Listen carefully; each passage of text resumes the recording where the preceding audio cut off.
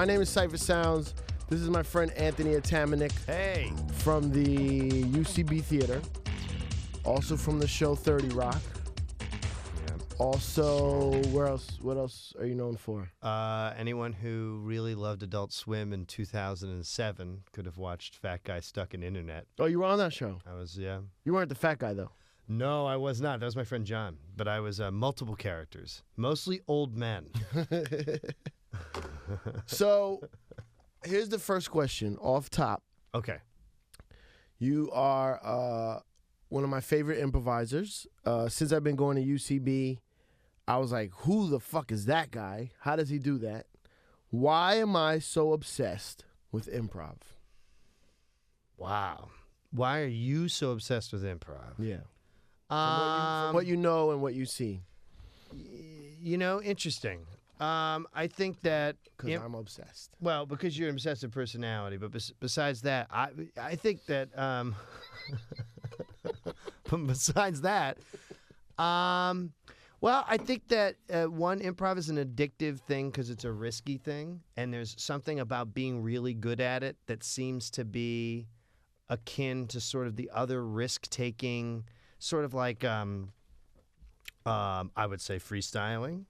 I would say like, or also like an incredible skill, like a visual artist or something. There's something about a technique that is risky that I think attracts people, and I think probably you to it, is the idea of the risk involved and the potential excellence that can come from it. Right. And that it's a sea of terrible, that most improv is awful. Like, most improv is bad. Yes. Think so? Yes. Most improv is bad. Most improv, like... But people are working it out. I mean, I guess it's a judgment term, so I shouldn't use that. Most people are working it out, and it's also an art form where the art form that actually people pay to see, a lot of the stuff that people pay to see, which I guess is true in every art form, are people working it out as they're doing it. Right. Do you get what I'm saying? Yeah. So there's a lot of like mediocre and subpar stuff that's done that people pay to go see, and it's packaged as if it's a show, but it's really people working their shit out. Like, they're still getting their like masters. They're not working out the art, the confidence, the art, the thing you were talking about before about actually being willing to step, the point at which you are willing to take control and do something as opposed to passively wait for permission for other people to make choices. And the reason people are addicted to it is because I think of the psychological outcroppings of what it means, which is that by improvising, you reshape the brain, and when you reshape the brain, your consciousness changes. Okay. All right, hold on. Now your consciousness changes, getting deep, and it changes the way you see the world. And so the way you see the world and the way you interact with everything changes because of the act of doing improvisation. That's why people are addicted to it. Yeah. I think it actually stimulates a chemical blast. Is there anything else that does that? Like drugs or? I don't know. I don't do drugs. So I mean, no, not in that way. I think it's a unique form. And I think it's a unique art form that's probably been practiced for thousands and thousands of years in different incarnations. Ah, I see. And people are always attracted to it. Right. It wasn't always improv. Or what we call improv. It would have been like the Pythagorean mystery schools. Oh, of course. In like 2000 BC. What the fuck is that? It has the same effect? Like the working it out and... I think that improv has a specific effect differently than stand-up. But I think anything you learn shapes and changes your perspective. So that's one. Two, I think stand-up is an individual act. It's an act of developing information in your mind. Either it seems like I don't know as much about stand-up, but from observing it, it seems that there's sort of three ways. People who tell stories, people who tell one-sided sketches. So like Joe Mandy does a couple of those where he does like a sketch, but he plays all the parts, right? Or he does a sketch out to something and we just anticipate the response. Right. Or people who do sort of wordplay or observational work. Right. It seems to be sort of those three sort of categories of like people who just sort of are storytellers and shaping things, and then people move in between them. But I think that improvisation, there's a specific function that has to go on where, like you just said, I was thinking about the words, the rules. I'm thinking about, should I do that? Should I do that? Should I say this, and that's all sort of frontal lobe stuff that you have to learn and do. And so your frontal lobe is firing and trying to make sense of everything. And the basic gist of improvisation is that your brain goes, this isn't real. What's going on isn't real. What I am is not real. What this person is not real. And so it resists and fights that thing as hard as it can, right? The growth where you give over to believing the reality of the thing you're doing shifts the brain so that you're able to actually think and believe in stuff that's projected from the mind as opposed to things that come into the mind. And that is a massively, that's a massive change. Like, that's a massive change. And not just in improv, in your whole, the way your brain works. Because then your brain suddenly is saying, wait a minute, I can project information and believe it, and I can fill in and look at something from a variety of different perspectives versus just one perspective, right? You can see things holographically, right? Holistically. So now I take politics and look at politics with this improv brain. Yeah. Why? I'm not hot. Why are you so hot? I have no idea. I stayed up till 5 in the morning. Maybe my body's just breaking down. So I can look at politics and look at it a whole different way now because my brain is like changed. Right. Look at his face. He doesn't know what's going on. He's lost. You really like, you didn't even need to get high to look the way you look right now. You just look like, what the fuck is he talking about? I've been here since 5 a.m. Man, fuck that. You've been here since I got home? Yeah. No joke, I got home at 5 a.m. Yeah, we've been here since 5 a.m. Well, I got here 5:10. I'm an old man. I can't handle this shit. So let me ask you this, Anthony. Yeah. Atamanuik, which is a fucking weird name. Were you obsessed with improv when you got into it? Yeah. I was the same as you. I grew up in essentially the Bronx of Boston, Chelsea, Massachusetts. Then I went to high school in a very lily-white neighborhood called Hamilton, Mass. In the North Shore. I wanted to be a filmmaker. I wanted to be a physicist. I wanted to then be a political science major. Sounds about right. And so I wanted to do all that shit. And when I went to college, I was actually obsessed with sketch. Like, I wanted to write sketch, but I never had the discipline to write sketch. Like, I would never sit down and write things. And so what I would do is I would pitch the sketches at my comedy group in college, and I would improvise them as I pitched them, right? And so then I went to L.A., worked for the Muppets. Wait, you improvised them. Did you know you were No, I would like doing improv? No, I. Oh, you were just acting it out. Oh, I have an idea where we'll do this and then do this. I was just bullshitting. Right. No, I would sit there with the piece of paper and pretend that I had a sketch on the piece of paper. Oh. 'Cause I was like, oh, you made it up on the spot. Yeah, because I was someone who like thought like, oh, I'm going to get in trouble if I don't have the script. Right. And so I better like pretend to read off this blank. So meanwhile, I imagine that everyone must have just collectively been very polite because it was so obvious that I didn't have anything on the piece of paper. So I'd just be sitting there with this blank piece of paper going, all right. And so then, and everyone would be looking at me. And now in reflection, I'm like, everyone must have known. But so I think improv, it was an outcropping of me being a procrastinator. Yeah. And improv is easy. You don't have to show up with a pen. I'll tell you what, whatever. Another thing I like about improv for me is that I don't have time to, I want to take a sketch class at UCB, but I don't have the time. Because they're like, you have to write something every week. And I'm like, I could say I'm going to do it, but my life things always pop up, things happen. Yeah. Where now I feel like I'm at the point where if I have to do an improv show, I have enough knowledge where I'm prepared, but I don't need anything. Yeah. Nothing, whatever you need is going to happen at that moment. Yeah. Even when I do my stand-up and I don't do it for a couple weeks, I have to grab my index cards and just run through them real quick and be like, oh, yeah, okay. But with improv, it's just, you just go up there. Yeah. You just go up there. I mean, you do. It's like the lazy man's. You do. It is a lazy man. I mean, you do have to do like So I got obsessed with it in early 2000 when I was working with like Ian Roberts and Matt Walsh and all these guys in these improvised films. Before I joined UCB, I was in another theater working with Tina's husband, Jeff Richmond. Yeah. He was directing an improv group that I was in at this place called Gotham City Improv. And I got into it as more of a social thing, always thinking that I would do something else.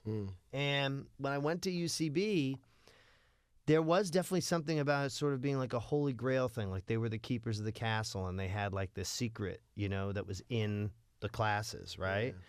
Yeah. And I liked there was a mysticism to it, and there was a part of there was a point at which I was doing it so much, and this is maybe a little arrogant.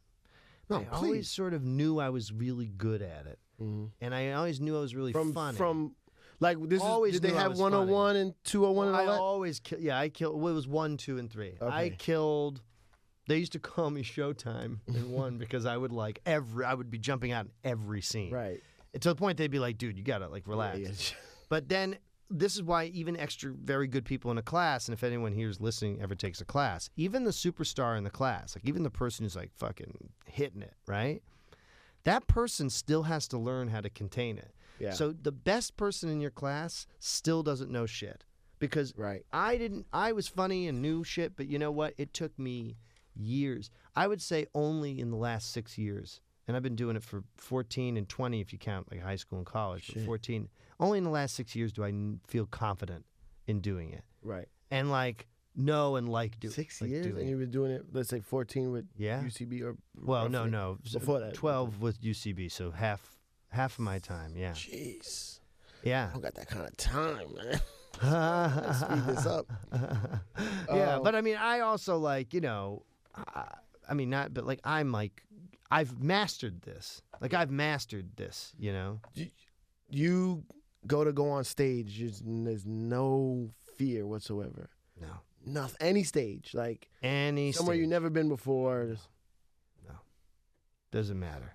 I mean, there's the anticipation and anxiety and excitement of doing a show. Yeah, no, not that. No, I know that. That's what I'm saying. But the fear of being like, what am I going to do? What about people you never met before? It's just different. It's like going golfing with people you've never met, or like going to play a game of soccer or basketball or whatever. You sort of have to feel them out, right? It's like playing Modern Warfare 3. You get on a team and you figure out and you sort of look and you go, this guy's a nut. Yeah, you go, is this guy going to just jump up and down in the corner the entire time, or is he going to shoot people? Or like, is this a team killer? Or, and so you figure out who, and that's what you do. You go and play and you go, oh, this person's a scene killer. Stay away from them. This person's good. They're fun, I mean, obviously, like when I worked with Scott Adsit the first time, I was like scared. Yeah. Because if you realize this, that the fear is not with that person. The fear is with you, right? And so the more you understand that when you have fear about things, the thing that's hardest for people to get is that it's not that person. It's not like, ooh, that person's real. I mean, some people are dicks. That's true. But generally, if someone seems to be a nice person in every other aspect, and you're like, ooh, I'm afraid of dealing with them, that's you. That isn't that person. Yeah, that's a lot of stuff that I've come to terms with lately in my life. Yeah. It's like, it's probably me. And it's your own self-judgment that's actually putting itself on display. And that's a good thing, because like you should be happy about seeing the points at which the membrane that is sort of your protected self gets broken. Because that's how you reinforce it. Like the Borg, you got to change it up. Yeah. You got to put those phase inducers on the shields. I was counting down how long there'd be a Star Trek reference. So you like these long, boring answers? No, this is exactly what I want. And if no one watches this, I don't give a fuck. Good, neither do I. Does that mean I can put the vaporizer on now? No, yeah, I'm just kidding. So give me like the real deal answer on how to get better. The real deal answer. Yeah, not the teacher, not the curriculum answer. Because, listen, yes and, commit, all those, all the learning answers. What's like, and maybe it's different for everybody, but for you, what's like the real deal way to get better? If there is an answer. The real deal. Well, I mean, one of the real deals is just do it a lot. Yeah. I mean, if you're talking just in terms of like, just do it a lot and you'll get better. But a real deal answer. When I think about that, I think it's sort of threefold. I think like anything, well, part of the ways you get better is you have to find a group of people that you really like, trust, and want to grow with. And, I mean, hard. That's very hard. But I'm just saying, like, that partly is, I think, a path to it. But I think that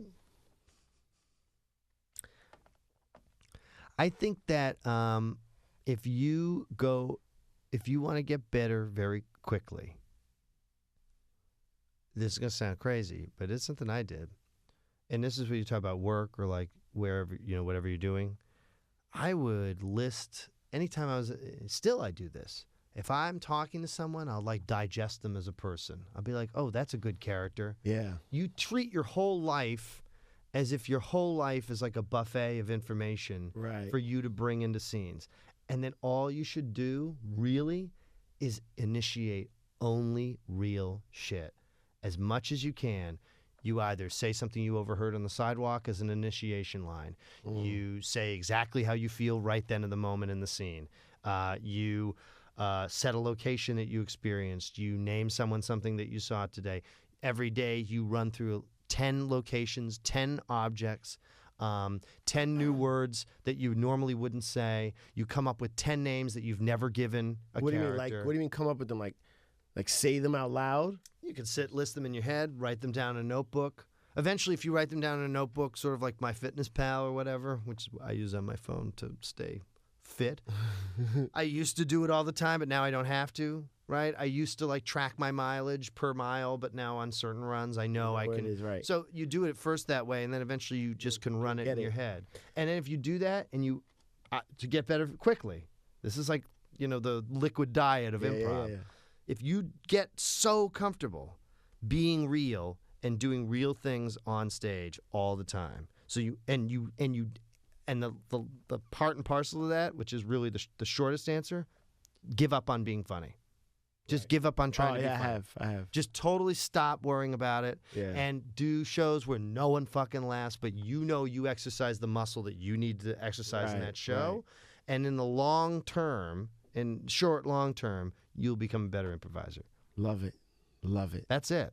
And every jack-off, if they could get that, they wouldn't have to spend $1,200. Look at his face. Wait, turn to because I'm speaking. Nah, he keeps laughing at the time we turn to him. He looks like he wants to shoot somebody. He's got a gun. No, he does have a gun. He's Guyanese, so you know how they do. Those Guyanese. So, shit, there was so much in there. Yeah, like my assistant, I was watching her the other day. Like if she turned around, she'd be like, "This guy's a pervert." The way he's staring at me, right? I don't know. I just caught a glimpse of her the way she walked, and I watched her for like a while, and the way she talks. And sometimes I make fun of the way she talks, but just to her. Yeah. I went on stage that night, and I basically just did her. Yeah, that's it. And it was phenomenal. And it killed, right? Killed. Yeah. Killed. And it's so simple. It seems like such a cheat, right? Right. But it's not a cheat. No, because nobody knows. Right. And it's still made up, and it's not something she ever said.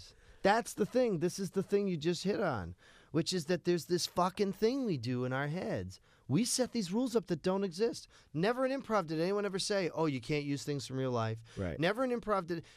People go through those classes. They invent all these fake rules that don't exist. And what do we do in life?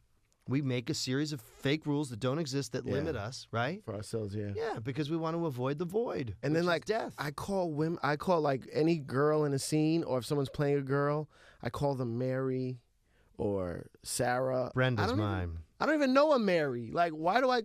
Brenda's my go-to. And you know what was weird? It was Jack McBrayer. I don't want to name drop here, but Jack McBrayer and I, when first season, we were talking improv things. And he goes, mine's Brenda. I go, mine's Brenda too.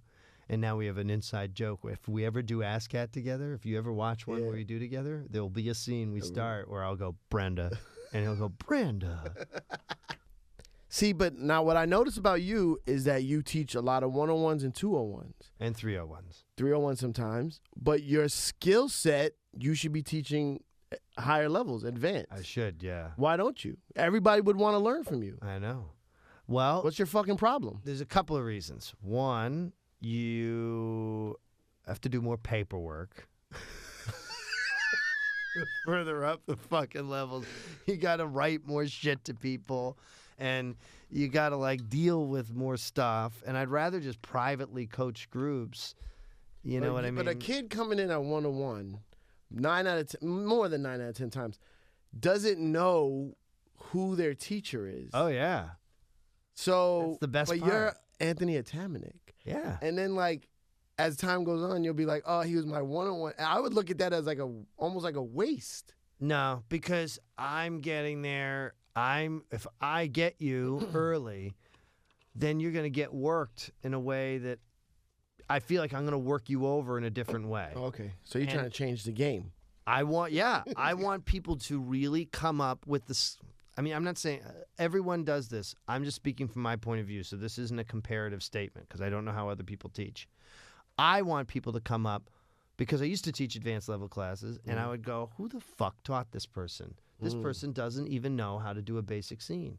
And so I think that because of paperwork and also just because I spoke to Will about this, was like, I want to get in at the beginning and get these people so that they understand when they walk into a 201 or a 301 class that I will not suffer bullshit. I will not suffer you not knowing how to basically establish who you are, where you are, and what's going on, which you have to do.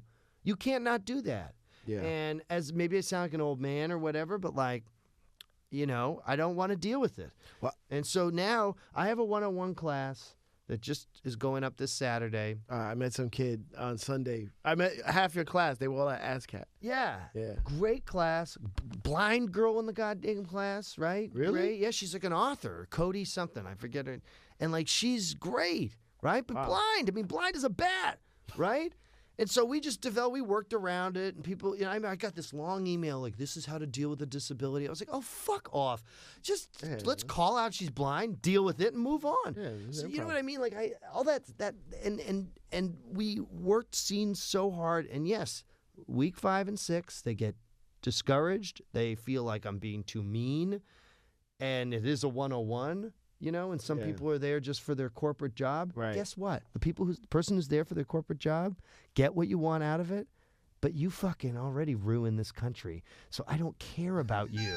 I care about the person I care about the person who's pursuing the art form, not about the ad asshole who's just there to like Get a sales pitch. yeah, better. to get a sales pitch better. And I care about all my students, but if this is someone who's in there who's like, I just thought you were gonna stroke me a little bit and make me feel good about myself. It's like, but no. there's no way to know going into improv. I went into improv to get better at stand-up and at radio. You were my 101, no, right? Mm-mm. Or you were my 201. I took a 201 with you, but after I had already, Yeah, that's right. You had done it already. I just wanted to take classes with you. Yeah. But that's because I wanted to take you at a higher level, but you don't do higher levels. I might start in January to do 1 or 2. Throw one in there. I'm signing up. I want to do an advanced study. Right. A performance one? Yeah, called Sliding Doors or Flip Side. Yeah, I want in on that. Okay, move on. Yeah. What's next? What did you say? What did I just say before that? Fuck. I get better at remembering. Yeah. You've been up since 5. You hit the vaporizer. No, seriously though, remembering a scene, like the details of a scene. Oh, well, you don't remember the details of a scene? We've talked about this. How do you remember the details? Do you forget you're in this room? No. Do you forget that there's a table here? No, but I've been in this room for 5 hours. Right. How do you create all that in 1 minute? Well, just use common spaces you understand. How many times in scenes are you actually in unique spaces you've never been in before? All the time. Really? I've been in a garden before. Oh, like not actual ones I've been in, but just In other words, right. In other words, you look at the macro and then you apply the skin to it. Does that make sense? Yeah. So yeah. you look at the, like, someone sets it up, it's in a kitchen, right? Well, nobody said it can't be your kitchen. And even if they start to mislabel things in relationship to where you see your kitchen to be, who cares? Then you just adjust. But your baseline of information is now digested. In your kitchen. Right? The secondary thing is just believe where it is. Believe where things are and don't put so much weight on it, because you don't put that much weight on reality in general. I don't walk down the sidewalk going, man, I'm walking down the sidewalk. Fuck, I'm passing by these buildings. Feel the texture of these buildings. That is not happening, right? The same way if I said, I'll give you $1 million, but you are going to have to control your automatic nervous system for 1 minute, which means you have to make your own heartbeat, you have to make your lungs breathe, everything you have to consciously do, you would never take that bet. Because human beings can't concentrate that long. You would have a heart attack within like 10 seconds. You would get distracted by something and forget to pump your heart. So if the truth is that we have an automatic system that already exists that functions perfectly, right? Trust that automatic system. Instead of trying to invent on top of that system, allow that system to flow within you. And that's what people call, being in the zone or being in the groove or whatever, right? Being in the moment, whatever you want to call it. It's about synchronicity with the reality that's already existing, and then you just create as you go, and then dispense with what you don't need and keep the other things. And you apply a general boundary of information based on the categorical thing that you're presented with. So if you're presented with... but I can remember what I'm doing. I can remember in a room. I know where I am in a room, but it's like, taking that to a second beat in a Herald. Right. You know what I'm saying? Like, if the I do my scene. Yeah. Okay. I do my scene. Da-da-da-da-da. Let's say I go first, do my scene, watch 2 more scenes. Sure. Want to participate, maybe walk on or tag out. Do a group game. Yeah. In the group game, I'm like, fuck, what's my next scene? Yeah. And I go blank.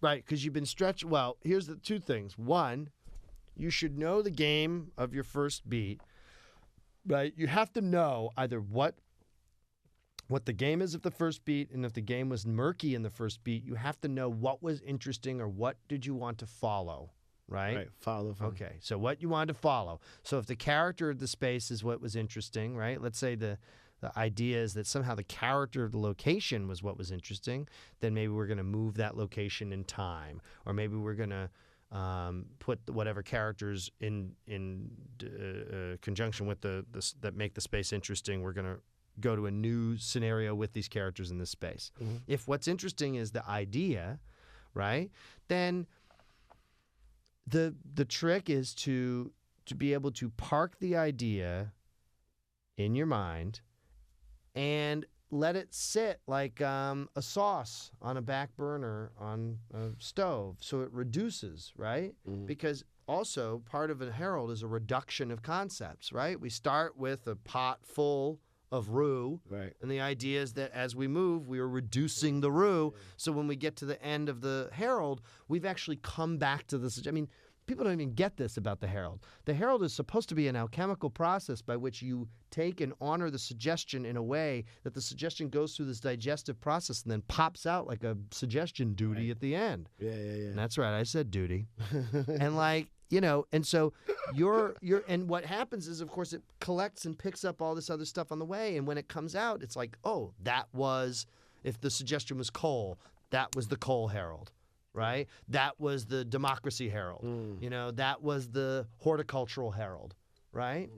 And that the idea is that we're looking at all the concepts that come off of horticulture or coal, whatever it is, and not all of them have to be directly connected. So when you're thinking about your scene, the best way to think about your scene is to know the things you know about it, have confidence in the ideas or game you'd want to play, or at least say, I'm going to think about how I want to play this game, and then observe and watch and participate in those second 2 beats if you need to, or that group game, without any concern for that thing from that beat. Right. Allow all that other stuff to pepper into your game. That has to be that just has to be like practice. Experience. That's practice. And let me tell you, when we do a herald once a year, it's tough.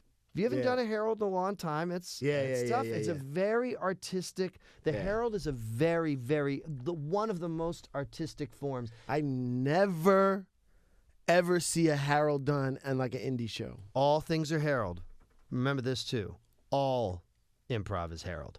Okay. Everything ultimately is Herald. I don't understand that. And all things are Herald. My brain just broke. All things are Herald. All things ultimately are Herald because all shows ultimately have a suggestion, ultimately have some sort of opening or deconstruction of an idea.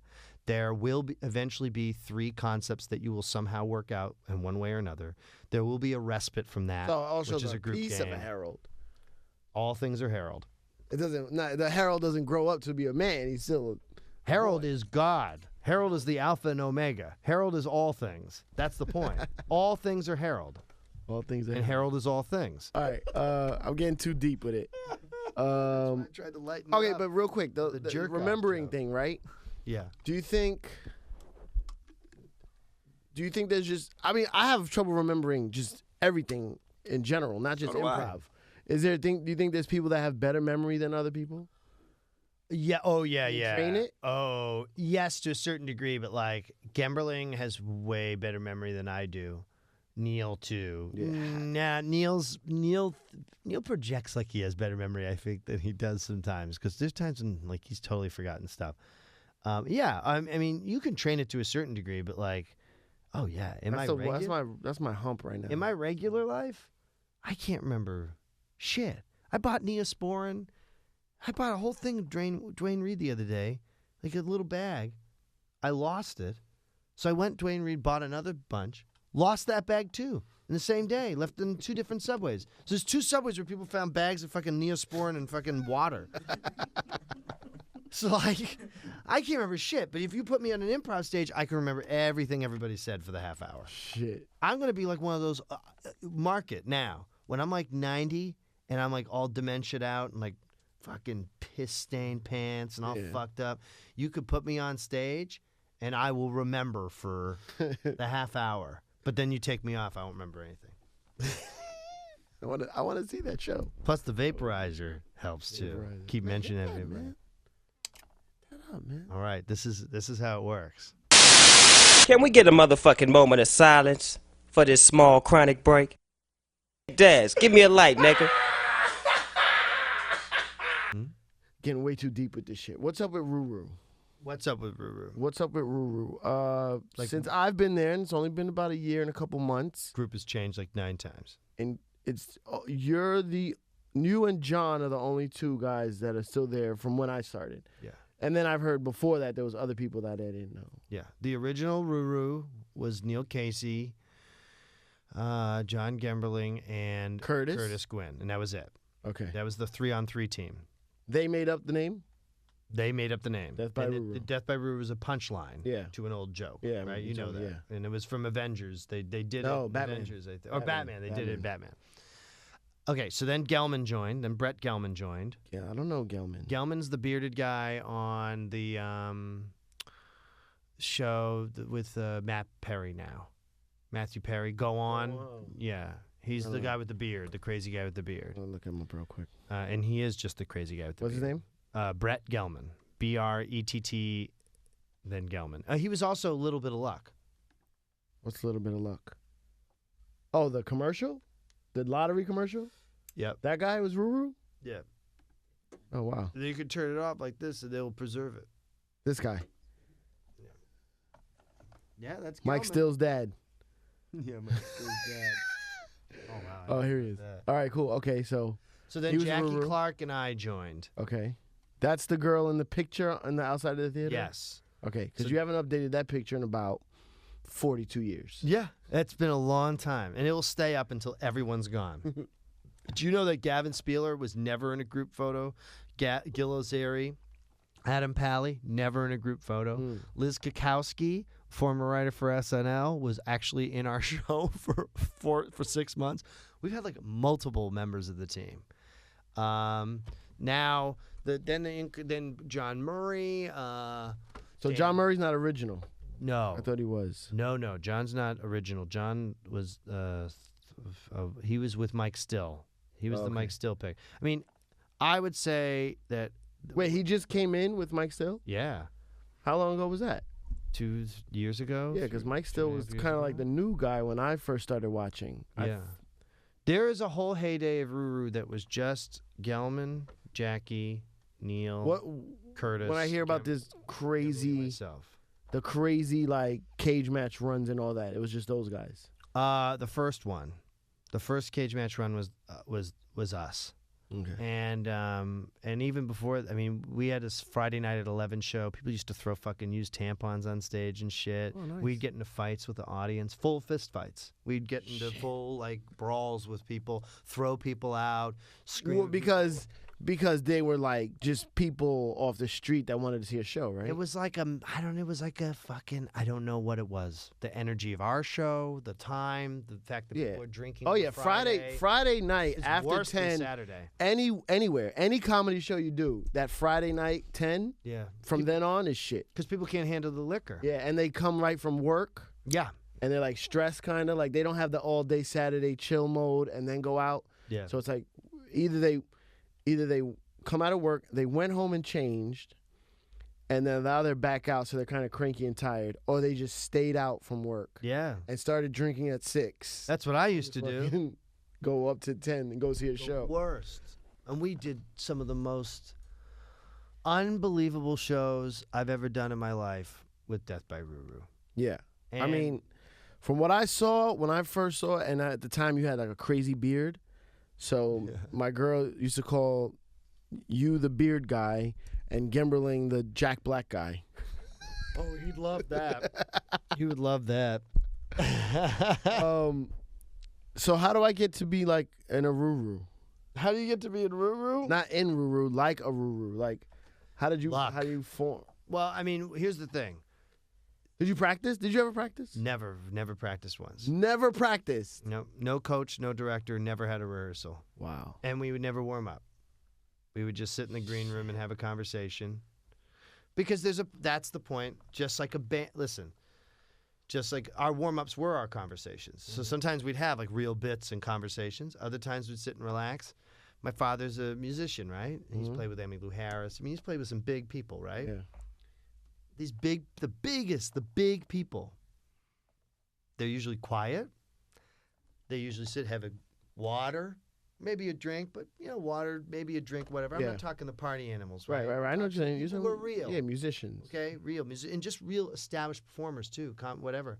And they probably hang out and talk, get a little prep before they go, a little quiet or whatever, a little psyched up, and then they go do their thing. But then you go out on stage and you fucking...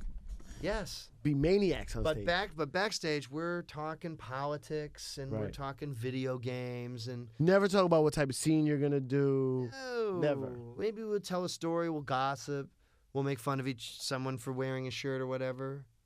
Like you guys probably sit in the morning and mess with each other. Exactly. Because that's the best. That's the best. You always know it is the best. My family used to own a shop, a paint shop. Still does. But back in the day when my grandpa ran it, it was like a shop. People came in, right? It was like a local shop. And there was nothing I loved more than going down to the shop because all day it was these characters who just came in and shot the shit and talked, right? And so when you reach that point, you have to just be lucky. Ruru, I mean, for a long time, I've never really processed, to be honest with you, what it was like to be in that group. In Ruru. To me, it was just these are my friends, and I show up, and we do these things with each other. That group. And that's it. That group matters. It seems like the last Mohican from those glory days that you hear all these stories about. And there's some great groups now, and there was some great groups. Like I put it into these sections. It's probably my own little dividing section from the stories that I hear. I try to put everything in a box. So there was like 1, 2, I see you in the 3, then there was a 4, 5, and then there's now. Yeah. Yes. You're like the only group from then. We're the bridge group. Bridge group. We're the bridge group. Because also, Jackie Clark was from Respecto Montalban, and Chad Carter, who's now on the team. And Chad's invaluable, amazing, funny, and someone who I looked up to, who I watched on Respecto. Like yeah. He just goes... So you're just gonna put that there? Yeah. I'm like, fuck. Yeah. Chad's so brilliant. He starts his scene Oh, yeah. sitting down with his legs crossed, and then if he has to get up, he will. It's great because you've been doing it forever. And the thing is, we are like a weird stepchild or a descendant of Respecto, I would say. I want to make a comparison there because Owen and Seth and all those guys are so amazing. I can't speak. No, I I feel can't you. say in any way that I'm connected to that. But like, but so Chad comes from that. And here's the thing I would say about Ruru, if you were to classify it. A lot of, and this is again a little bit of self-congratulatory, but like hyper intelligent people Right.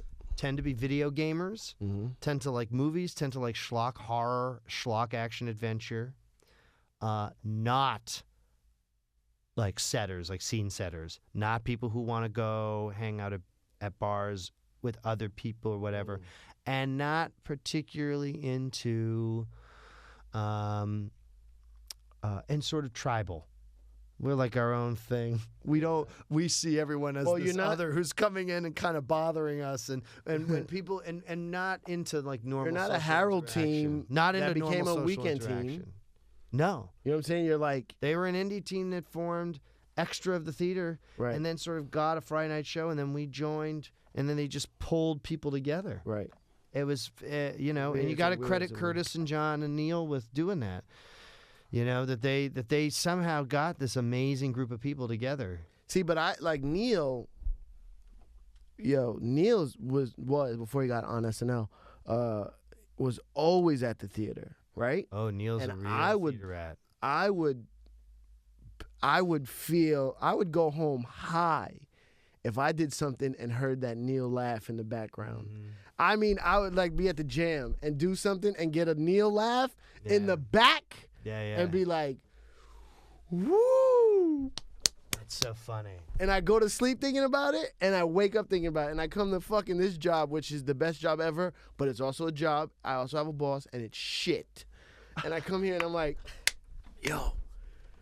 And they're like, what the fuck? What, you get some pussy last night? I was like, Oh, Neil Casey. Neil Casey laughed at me. Oh my God, that's hilarious.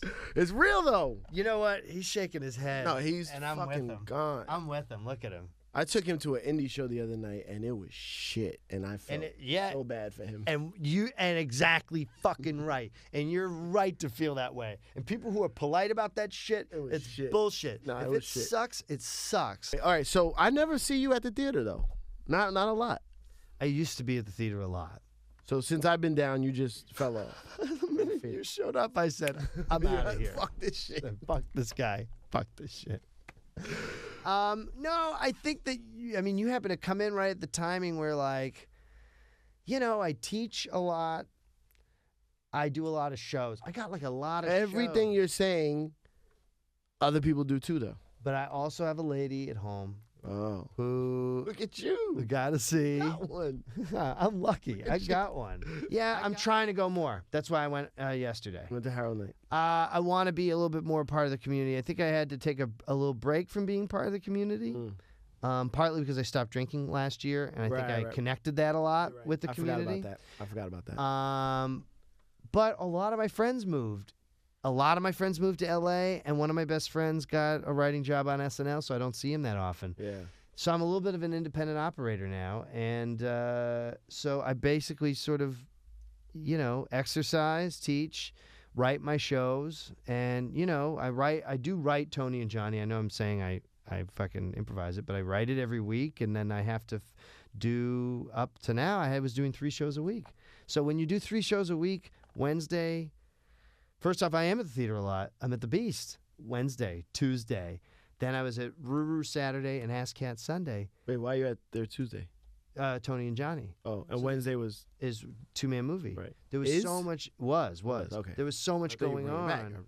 No, not yet. So anyway, so much going on, but I'm going to try to come more. No, I'm not saying, like, shows. Yeah, definitely you rock a lot of shows. I'm just saying, like... I don't watch a lot. Neil would be there and not performing at all. Mm-hmm. And other people, too. Oh, yeah.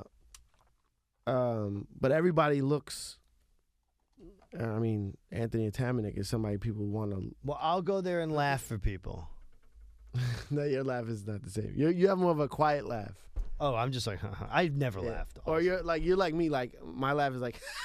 Yeah, it's quiet, but you will hear when I go, oh, that's what you'll hear. You'll hear me go, come on. There's jams where I actively heckle. There are jams where I'm like, stupid, stop it. Someone's got to be that guy. No, the jam. No, see, at first I would go to the jam to try to get better at improv. No, it's not the place. It's a blood sport. Now I go there to get better at tolerating crazy fucking assholes. But to get better at justifying. Yeah. Get better at it's a boot camp. Yeah, like I rather someone initiate someone crazy and then try to fix it. Yes, and that's how you become good. Yeah, that's what I go for. Okay, wait a minute. Remember the answer you wanted? Yeah. Go work with the worst fucking people as much as you can. And fix their shit. Run with weights. Yeah. Purposely put yourself in positions of discomfort and then try to improvise out of them. If you can do that, you can do anything. That if you are always in positions, so you say, how do I get to, this will be a good wrap up, how to get to work with a Ruru or whatever, don't try. Go work with the shittiest groups of people until you are clearly someone who is an operator who can then move around and go do anything. Like you said, how do you go work with anyone? Well, you just do, because eventually you get to the point where, like, I know how to play fucking great steel guitar. Right. Put me in a band. I don't. I'm just saying, you know, I'm Jerry Douglas. I can go play steel with anybody. Right. You know? That's what you do. Yeah. So there's your answer. Jesus Christ. Finally got to it. Wasted an hour and a half. And look at you. You got to it finally. There's your answer, guys. Go run with weights. Go.